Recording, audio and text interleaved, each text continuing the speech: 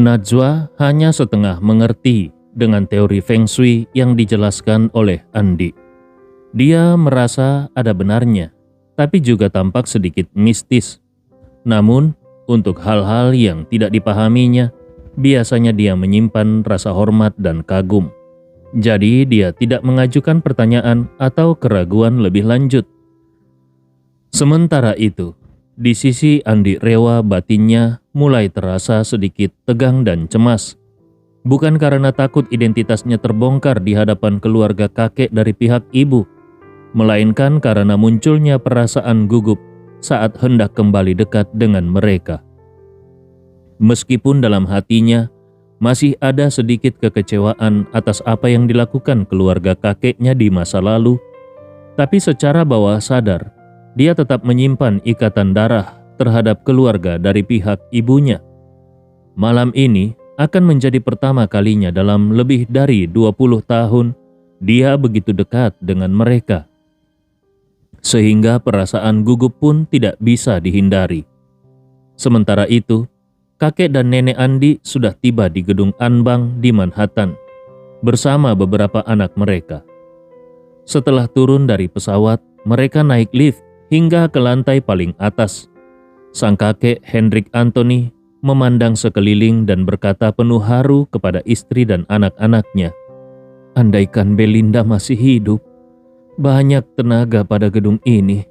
Tapi sejak bangunan ini benar-benar digunakan, dia bahkan belum sempat datang sekalipun." Nenek Andi Rewa yaitu Erna buru-buru menenangkannya. "Kesehatanmu baru saja membaik. Jangan terlalu larut dalam kesedihan. Jangan lupa tujuan kita ke New York hari ini." Hendrik mengernyit bingung lalu bertanya, "Memangnya apa tujuannya?"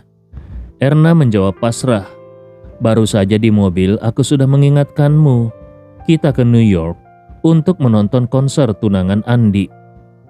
Hendrik akhirnya ingat dan berkata, "Oh, menonton konser tunangannya Andi." Kemudian dia bertanya lagi, "Apakah Andi juga datang?" Erna meliriknya dan menjawab, "Andi belum ditemukan." Hendrik mendesah kecewa, "Kupikir mungkin aku lupa dan dia sebenarnya sudah kembali." Erna menanggapi dengan sedih, "Andai saja itu benar." Begitu lift sampai di lantai atas, rombongan keluarga pun keluar.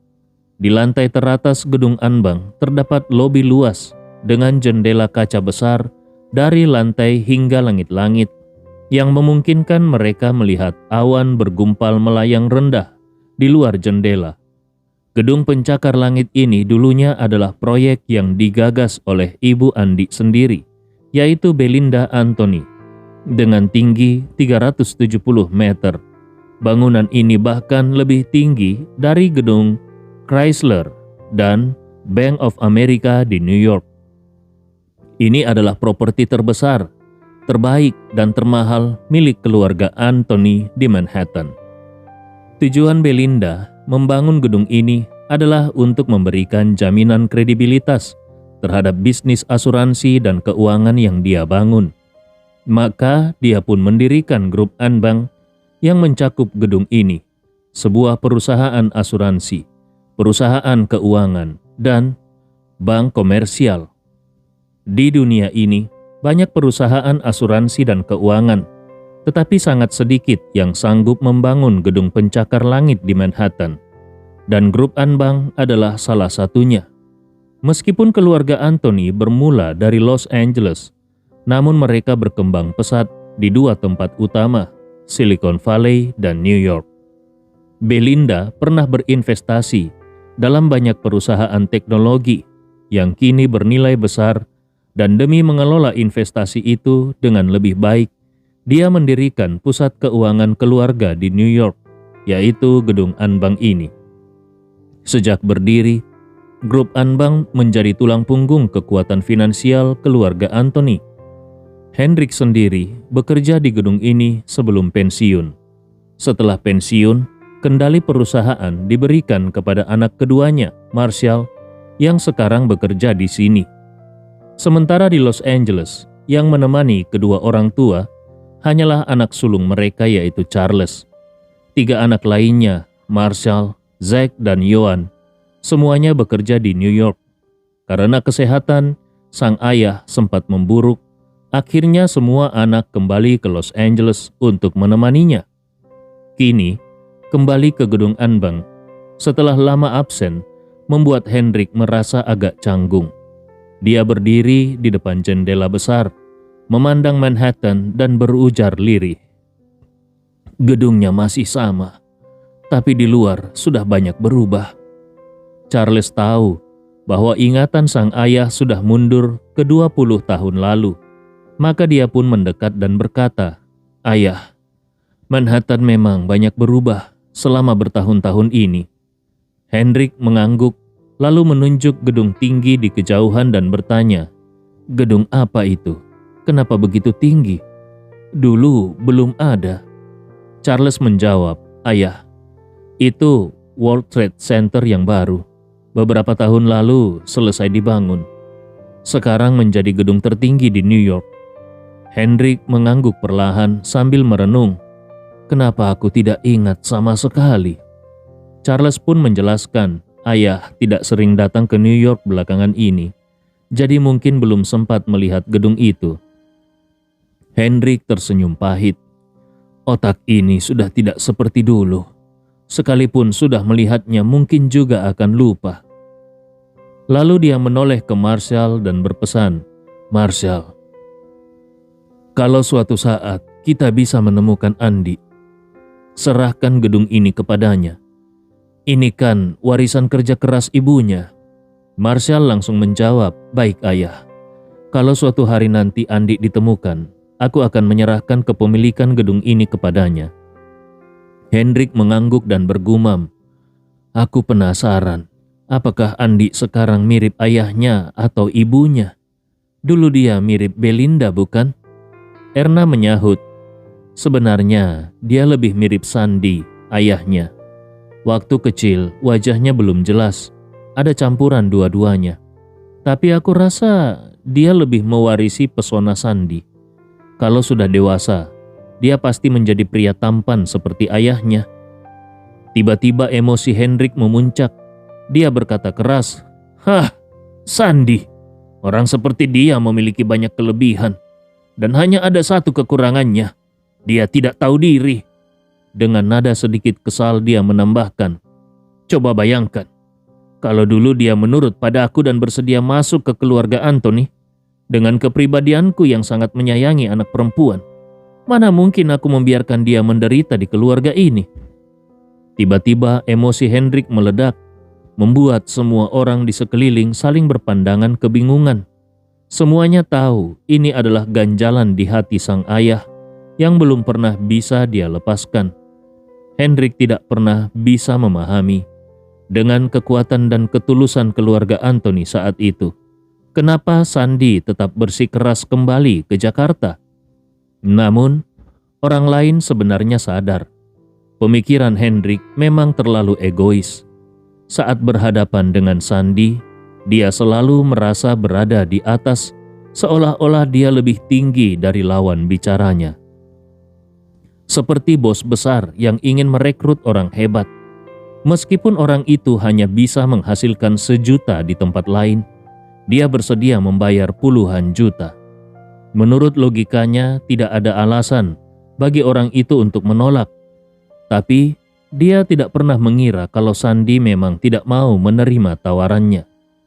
Hal itu membuatnya merasa sangat terhina, bahkan marah karena harga dirinya terluka. Padahal sebenarnya dia sangat mengagumi Sandy. Meskipun keluarga Rewa tidak sekuat keluarga Anthony, namun dia tahu kalau Sandy adalah orang luar biasa, bahkan lebih unggul dari ketiga anak lelakinya sendiri. Karena sangat menghargai Sandy, dia pun ingin menjadikannya menantu. Tepatnya sebagai menantu yang masuk ke keluarga istri. Baginya, satu-satunya anak perempuan yang paling menonjol adalah Belinda. Dan bila Sandy bersatu dengannya, bukan hanya seimbang, tapi juga saling melengkapi. Kalau mereka berdua tetap tinggal di keluarga Anthony, maka keluarga Anthony bisa berkembang pesat. Bahkan mungkin suatu hari bisa melampaui keluarga kerajaan Arab Saudi dan keluarga Janvier dan berdiri di puncak dunia. Namun sayangnya Sandi tetap bersikeras menolak. Sandi memiliki harga diri dan cita-cita sendiri. Dia tidak ingin hidup mengandalkan keluarga besar, tapi ingin kembali ke tanah air dan membangun masa depan, baik untuk keluarganya sendiri maupun bangsanya. Satu pihak ingin mempertahankan, satu lagi ingin pergi. Hal ini membuat Hendrik frustrasi luar biasa. Yang membuatnya semakin tidak bisa menerima adalah kenyataan bahwa putrinya bersikeras pergi bersama Sandi. Hal itu membuatnya sangat marah besar. Awalnya dia ingin membuat semuanya sempurna. Sandi tinggal, menikahi Belinda, dan bergabung dengan keluarga Anthony. Tapi kenyataannya malah berakhir kacau. Bagaimana mungkin dia bisa menerimanya? Karena itulah, selama bertahun-tahun, Hendrik selalu memperhatikan wajah tidak bersahabat terhadap Sandi, dan hubungan mereka pun seperti musuh. Sejak Belinda dan Sandi menikah di Jakarta. Setiap kali nama Sandi disebut, Hendrik akan langsung naik darah, dan sampai hari ini pun tetap begitu. Melihat sang suami kembali mengungkit dan bertengkar dengan dirinya sendiri, Erna buru-buru menenangkan. "Cukup, Hendrik. Sandi sudah tiada selama bertahun-tahun. Hal seperti ini lebih baik jangan kau ungkit lagi." Tapi Hendrik dengan alis berkerut tajam membalas gusar. "Itulah dia yang tidak tahu diri. Akhirnya malah menyeret Belinda ikut celaka. Anak perempuanku sampai mati karena dia. Apakah aku tidak boleh memakinya sedikit?" Erna menjawab tenang. Itu adalah jalan yang dipilih Belinda sendiri. Hidup mati dan nasib adalah keputusan pribadi. Tidak ada kaitannya dengan orang lain. Hendrik membantah dengan kesal. Itu omong kosong untuk menipu diri sendiri. Meskipun Belinda memilih jalan itu, tapi sebagai suaminya, Sandi seharusnya melindunginya. Seharusnya dia selalu memikirkan dan menjaga Belinda. Kalau sampai terjadi sesuatu pada Belinda, dia sebagai suami pasti juga salah. Erna dengan mata memerah menjawab, "Tapi Sandi juga sudah tiada. Mana kau tahu apakah memang dia tidak melindungi Belinda saat itu? Mungkin situasinya di luar kendalinya. Dia bahkan mengorbankan nyawanya sendiri. Kau mau menuntut apa lagi?" Hendrik berteriak, "Apakah karena dia mati maka aku tidak boleh membencinya?" Lalu dia menoleh, menatap anak-anaknya dan bertanya, "Kalian semua, katakan, walaupun dia sudah mati, boleh tidak aku tetap membencinya?" Anak-anaknya hanya bisa saling pandang, tidak tahu harus menjawab apa. Akhirnya Erna menghela nafas panjang dan memperingatkan dengan tegas, "Hendrik, dengar baik-baik. Aku tidak bisa mengatur apakah kau membenci Sandi dalam hati atau tidak. Tapi sikap yang kau tunjukkan terhadapnya harus diubah mulai sekarang." Hendrik membalas keras, "Aku tidak akan berubah. Sampai aku mati nanti, aku Hendrik Anthony tetap tidak akan mengubah sikapku terhadap Sandi." Erna pun membalas dengan marah, "Bagus, kau sungguh hebat, tidak mau berubah. Tapi nanti kalau Andi kembali, lalu kita semua membicarakan Belinda dan Sandi di depannya, dan kau berani mengumpat Sandi lagi, Andi pasti akan memutus hubungan denganmu. Kalau kau sampai mengusir cucu yang susah payah aku temukan kembali, aku pun akan memutuskan hubungan denganmu. Percaya atau tidak, kita lihat saja nanti." Tapi Hendrik masih berapi-api. Tapi saat mendengar ancaman ini, semangatnya langsung memudar. Dia tahu istrinya mungkin tidak benar-benar akan memutuskan hubungan. Tapi kalau cucunya Andi benar-benar kembali dan dia masih bersikap seperti ini, cucunya pasti tidak akan memaafkannya. Lagi pula, siapapun juga tidak akan menerima kalau ada yang menghina orang tua mereka yang sudah meninggal. Memikirkan itu, Hendrik pun mendesah panjang dan akhirnya berkata lirih, "Kau benar, aku akan berubah. Aku pasti akan berubah." Kemudian dengan wajah muram dia menambahkan, "Entah apakah sebelum aku mati nanti, aku masih bisa bertemu Andi atau tidak." Melihat perubahan sikap suaminya, nada suara Erna pun melembut. "Tenang saja, aku yakin sebentar lagi Andi akan kembali." Hendrik cepat-cepat bertanya, "Kenapa kau begitu yakin?"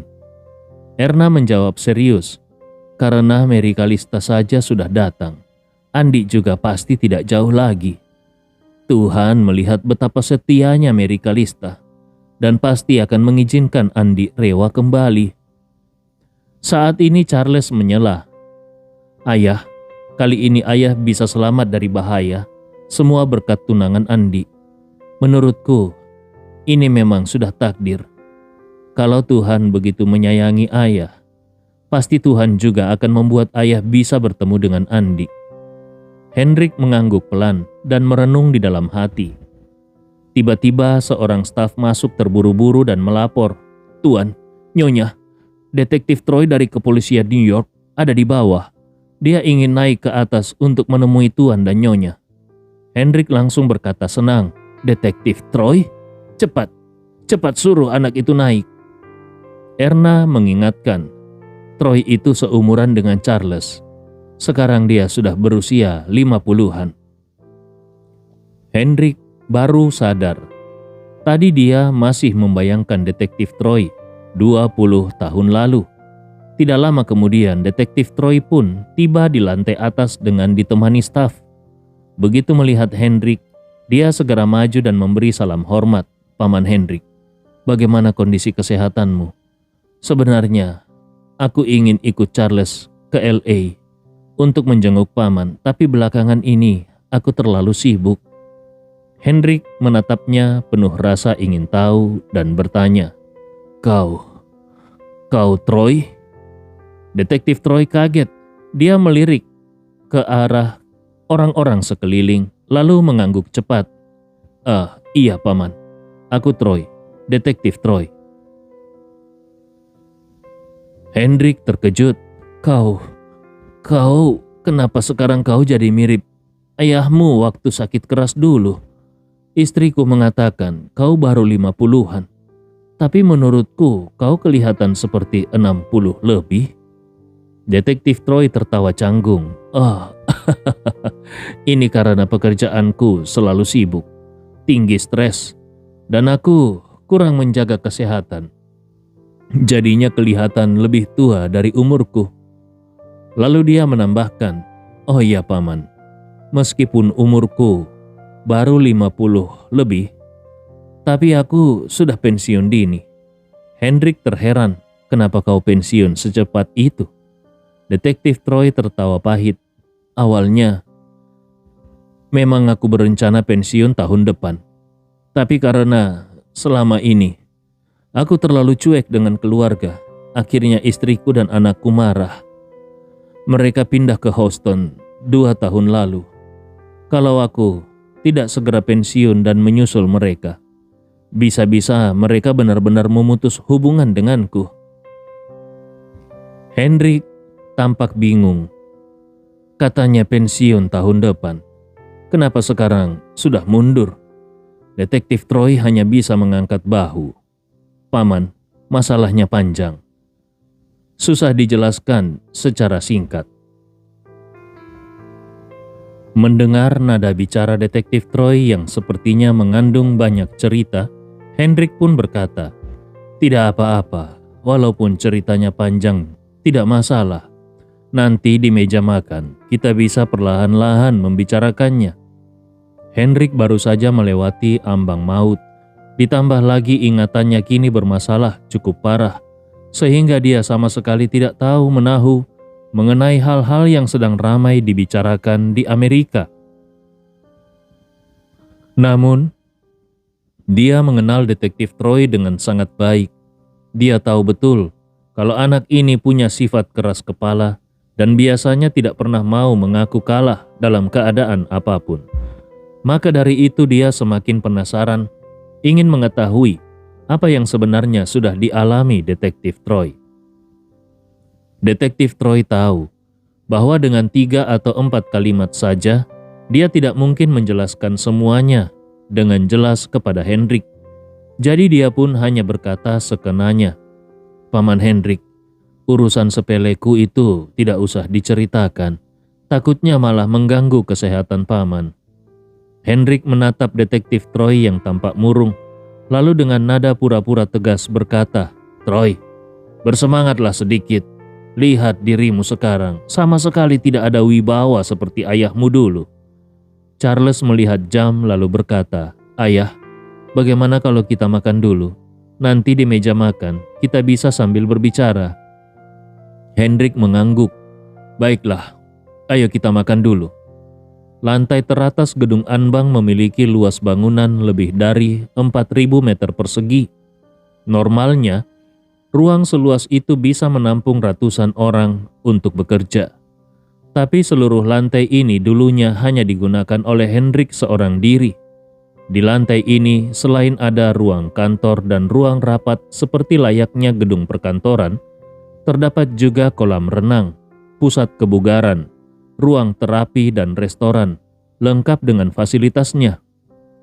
Sebenarnya dulu Hendrik tidak berniat memakai ruang sebesar ini untuk kantornya.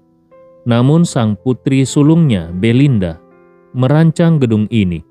Dia sudah memesan lantai ini khusus untuk ayahnya, dan bahkan turun tangan sendiri menata interiornya sesuai selera sang ayah. Karena itu Hendrik mempunyai ikatan emosional yang sangat kuat dengan tempat ini. Kemudian mereka semua berjalan menuju restoran di sisi selatan lantai atas. Walaupun hubungan Detektif Troy dengan keluarga Anthony cukup baik, tapi dia sudah bertahun-tahun tidak ke sini. Melihat semuanya masih tampak begitu baru, dia tidak kuasa merasa heran. Dia pun berbisik kepada Charles, "Charles, gedung kalian ini sudah beroperasi setidaknya 2 atau 30 tahun bukan? Kenapa masih terawat seperti baru?" Charles menjawab pelan, "Keluarga Anthony mempunyai kekuatan finansial yang besar, jadi perawatan gedung ini juga maksimal.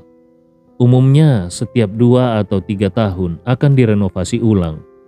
Untuk lantai ini, malah ada staf khusus yang merawat setiap hari. Sejak kakakku meninggal, ayah memberikan perintah mutlak.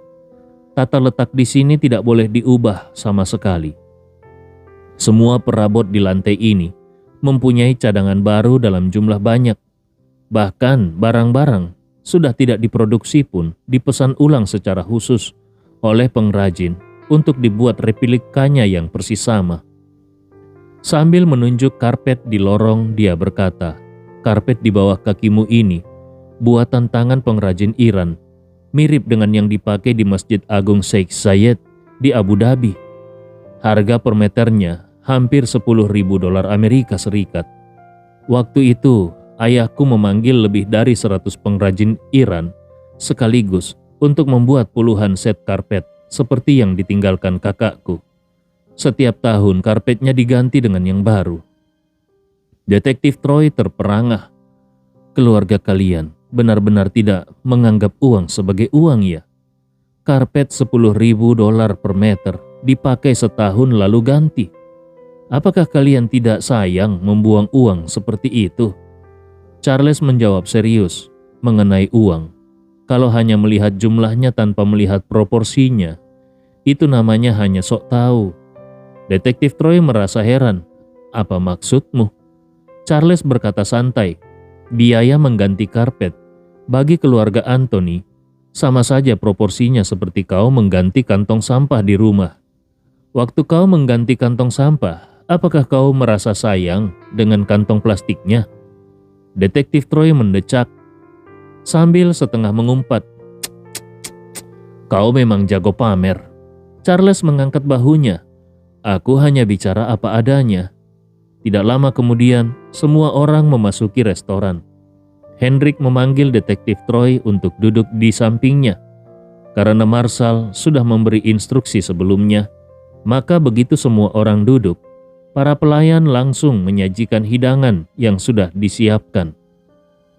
Hendrik tampak peduli pada kondisi detektif Troy saat ini. Dia terus bertanya mengenai apa yang sedang terjadi. Detektif Troy tidak mau bercerita terlalu banyak. Dia hanya mengatakan bahwa beberapa kasus besar belakangan ini tidak tertangani dengan baik. Melihat dia enggan berbicara lebih jauh, Hendrik pun tidak memaksa.